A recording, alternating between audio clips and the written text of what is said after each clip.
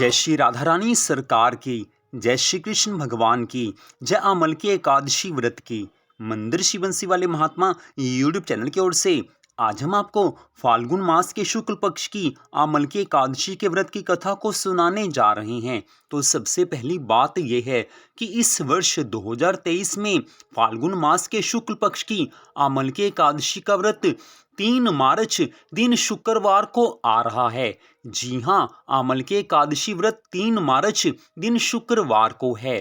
तो अब आमल की एकादशी व्रत की कथा जो कि इस प्रकार है।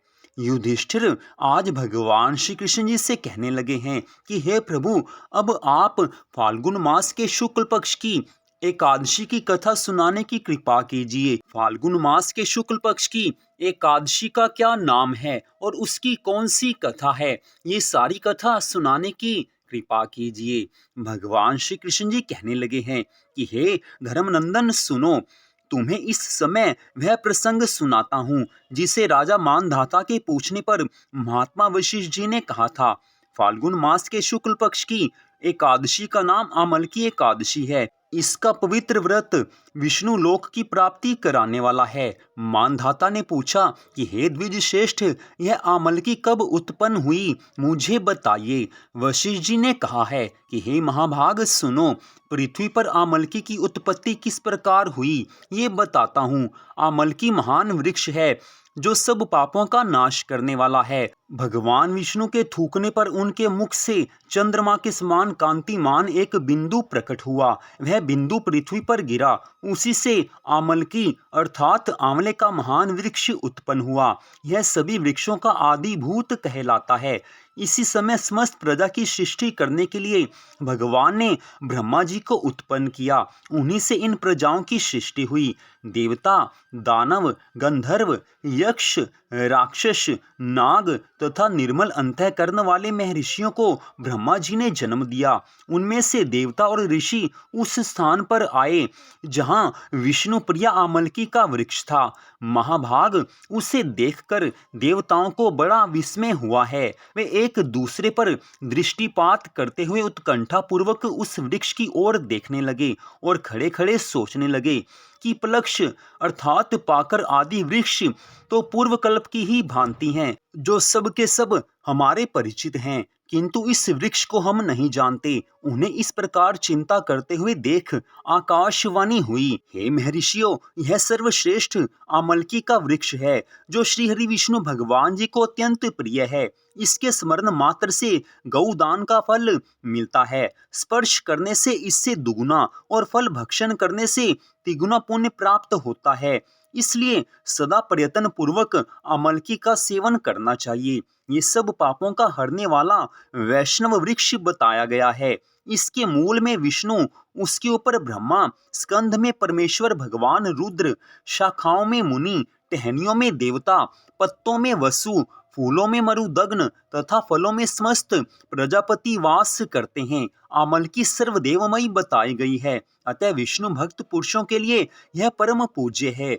ऋषि बोले, अव्यक्त स्वरूप से बोलने वाले महापुरुष, हम लोग आपको क्या समझें? आप कौन हैं? देवता हैं या कोई और? हमें ठीक ठीक बताइए। आकाशवाणी हुई, जो संपूर्ण भूतों के कर्ता और समस्त भुवनों के सृष्टा हैं, जिन्हें विद्वान पुरुष भी कठिनता से देख पाते हैं, वही सनातन विष्णु हम हैं। देवाधिदेव भगवान विष्णु का कथन सुनकर उन ब्राह्मण कुमार महर्षियों के नेत्र आश्चर्य से चकित हो उठे। उन्हें बड़ा विस्मय हुआ।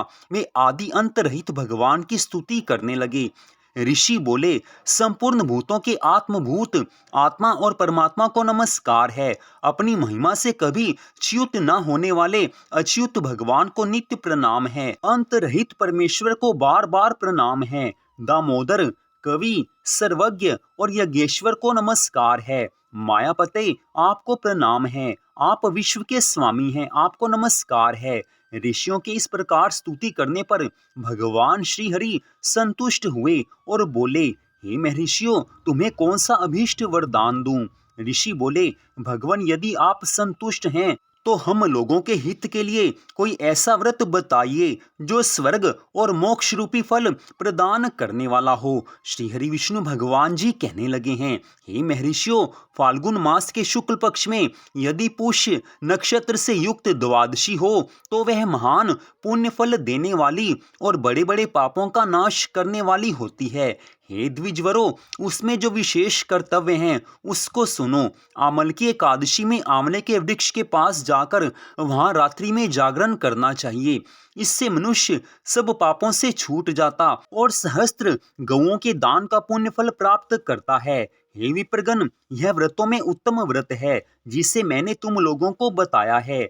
ऋषि कहने लगे हैं कि हे भगवान, इस व्रत की विधि बतलाइए, यह कैसे पूर्ण होता है, इसके देवता, नमस्कार और मंत्र कौन से बताए गए हैं, उस समय स्नान और दान कैसे किया जाता है, पूजन की कौन सी विधि है तथा उसके लिए मंत्र क्या हैं, इन सब बातों का यथार्थ रूप से वर्णन कीजिए। भगवान विष्णु कहने लगे हैं कि हे द्विजवरो, इस व्रत की जो उत्तम विधि है उसका श्रवण करो। एकादशी को प्रातःकाल दंत धावन करके यह संकल्प करे कि हे पुंडरीकाक्ष, हे अच्युत, मैं एकादशी को निराहार रहकर दूसरे दिन भोजन करूंगा, आप मुझे शरण में रखें। ऐसा नियम लेने के बाद पतित, चोर, पाखंडी, दुराचारी, मर्यादा भंग करने वाले तथा गुरु पत्नी गामी मनुष्यों से वार्तालाप नहीं करे। अपने मन को वश में रखते हुए नदी में, पोखरे में, कुएं पर अथवा घर में ही स्नान करें। स्नान के पहले शरीर में मिट्टी लगाएं। इस प्रकार प्रार्थना करें कि हे वसुंधरे, तुम्हारे ऊपर अश्व और रथ चला करते हैं तथा वामन अवतार के समय भगवान विष्णु ने भी तुम्हें अपने पैरों से नापा था। हे मृत्तिके, मैंने करोड़ों जन्मों में जो पाप किए हैं, मेरे उन सब पापों को हर लो। इसके बाद स्नान मंत्र की ये प्रार्थना करनी चाहिए, हे जल की अधिष्ठात्री देवी मात, तुम संपूर्ण भूतों के लिए जीवन हो, वही जीवन जो स्वेदज और उद्भिज जाति के जीवों का भी रक्षक है। तुम रसों की स्वामिनी हो, तुम्हें नमस्कार है। आज मैं संपूर्ण तीर्थों, कुंडों, झरनों, नदियों और देव संबंधी सरोवरों में स्नान कर चुका। मेरा यह स्नान उक्त सभी स्नानों का फल देने वाला हो। विद्वान पुरुष को चाहिए कि वह परशुराम जी की सोने की प्रतिमा बनवाएं। प्रतिमा अपनी शक्ति के अनुसार, धन के अनुसार एक या आधे माशे सुवर्ण की होनी चाहिए। स्नान के पश्चात घर आकर पूजा और हवन करे। इसके बाद सब प्रकार की सामग्री लेकर आंवले के वृक्ष के पास जाए। वहां वृक्ष के चारों ओर की जमीन झाड़ बुहार लीप पोत कर शुद्ध करे। शुद्ध की हुई भूमि में मंत्र पाठ पूर्वक जल से भरे हुए नवीन कलश की स्थापना करे। कलश में पंच रत्न और दिव्य गंध आदि छोड़ दें। श्वेत चंदन से उसको चर्चित करे। कंठ में फूल की माला पहनाएं। सब प्रकार के धूप की सुगंध फैलाएं। जलते हुए दीपकों को श्रेणी में सजाकर रखें। तात्पर्य यह है कि सब ओर से सुंदर और मनोहर दृश्य उपस्थित करे। पूजा के लिए नवीन छाता, जूता और वस्त्र भी मंगाकर रखे। कलश के ऊपर एक पात्र रखकर उसे दिव्य लाजों अर्थात खीलों से भर दे। फिर उसके ऊपर स्वर्णमय परशुराम जी की स्थापना करें। विश्वकाय नमः कहकर उनके चरणों की, विश्व रूपिणी नमः से दोनों घुटनों की, उग्राय नमः से जांघों की, दामोदराय नमः से कटी भाग की, पद्मनाभाय नमः से उदर की, श्री वत्सधारिणे नमः से वक्ष स्थल की, चक्रिने नमः से बाईं बाह की, गदिने नमः से दाहिनी बाह की, वैकुंठाय नमः से कंठ की, यज्ञमुखाय नमः से मुख की, विशोक निधे नमः से नासिका की, वासुदेवाय नमः से नेत्रों की, वामनाय नमः से ललाट की, सर्वात्मने नमः से संपूर्ण अंगों तथा मस्तक की पूजा करें। यही पूजा के मंत्र हैं। तदनंतर भक्ति युक्त चित्त से शुद्ध फल के द्वारा देवाधिदेव परशुराम जी को अर्घ्य प्रदान करें। अर्घ्य का मंत्र इस प्रकार है, हे देव देवेश्वर जमदग्नि नंदन श्री विष्णु स्वरूप परशुराम जी, आपको नमस्कार है, नमस्कार है। आंवले के फल के साथ दिया हुआ मेरा यह अर्घ्य ग्रहण कीजिए। तदनंतर भक्ति युक्त चित्त से जागरण करें। नृत्य, संगीत, वाद्य, धार्मिक उपाख्यान तथा श्री विष्णु संबंधिनी कथा वार्ता आदि के द्वारा वह रात्रि व्यतीत करे। उसके बाद भगवान विष्णु के नाम ले लेकर अमलकी वृक्ष की परिक्रमा 108 या 28 बार करें। फिर सवेरा होने पर श्री हरि की आरती करें। ब्राह्मण की पूजा करके वहां की सब सामग्री उसे निवेदन कर दें। परशुराम जी का कलश, 2 वस्त्र, जूता आदि सभी वस्तुएं दान कर दें और यह भावना करें कि परशुराम जी के स्वरूप में भगवान विष्णु मुझ पर प्रसन्न हो। तत्पश्चात अमलकी का स्पर्श करके उसकी प्रदक्षिणा करें और स्नान करने के बाद विधि पूर्वक ब्राह्मणों को भोजन कराएं। तदनंतर कुटुंबियों के साथ बैठकर स्वयं भी भोजन करें। ऐसा करने से जो पुण्य होता है वह सब बतलाता हूँ, सुनो।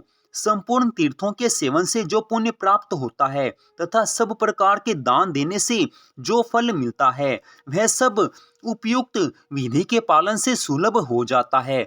समस्त यज्ञों की अपेक्षा भी अधिक फल मिलता है, इसमें तनिक भी संदेह नहीं है। यह व्रत सब व्रतों में उत्तम है, जिसका मैंने तुमसे पूरा पूरा वर्णन किया है। वशिष्ठ जी महाराज कहने लगे हैं कि हे महाराज, इतना कहकर देव देवेश्वर भगवान विष्णु वहीं अंतर ध्यान हो गए। तत्पश्चात उन समस्त महर्षियों ने उक्त व्रत का पूर्ण रूप से पालन किया। हे राजन, इसी प्रकार तुम्हें भी इस व्रत का अनुष्ठान करना चाहिए। इतनी कथा सुनाकर भगवान श्री कृष्ण जी कहने लगे हैं कि हे युधिष्ठिर, यह व्रत बड़ा उत्तम और बहुत ज्यादा पुण्य फल प्रदान करने वाला है और मनुष्य को सब पापों से मुक्त करने वाला है। इसलिए इस व्रत का अनुष्ठान अवश्य करना चाहिए। इस व्रत के करने मात्र से भगवान की प्रसन्नता प्राप्त की जा सकती है। तो इस प्रकार फाल्गुन मास के शुक्ल पक्ष की अमलकी एकादशी के व्रत की कथा आपको सुनाई गई है। आज की इस कथा को सुनने के लिए आप सबका हार्दिक धन्यवाद। भगवान श्री राधा कृष्ण जी की, भगवान श्री लक्ष्मी नारायण जी की अमलकी एकादशी व्रत की अनंत कृपा सदा आप सब पर, आपके परिवार पर बनी रहे। इसी मंगल कामना के साथ जय श्री राधा रानी सरकार की, जय श्री कृष्ण भगवान की, जय अमलकी एकादशी व्रत की। जय जय श्री राधे, जय जय श्री राधे, जय जय श्री राधे श्याम।